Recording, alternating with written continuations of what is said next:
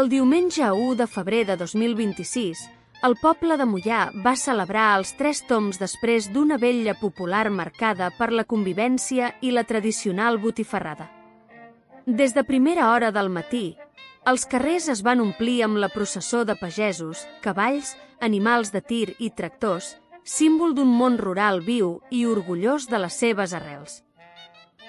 Aquesta desfilada no només tenia un caràcter festiu, sinó també espiritual, com a mostra d'agraïment pel treball del camp i com a pregària per demanar protecció i benedicció per a l'any que comença.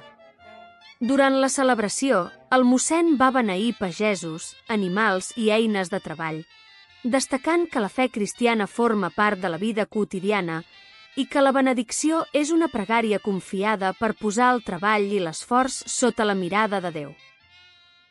Després de la missa, es va fer un ball tradicional amb un significat profund, ja que representava simbòlicament la passió, la mort i la resurrecció de Jesucrist.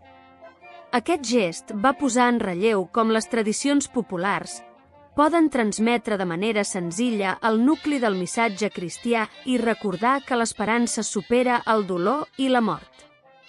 Un altre moment destacat va ser la gran participació en la benedicció d'animals de companyia, especialment gossos, mostrant una fe senzilla i sincera. La resposta col·lectiva amb lament simbolitzava la confiança i el compromís de la comunitat.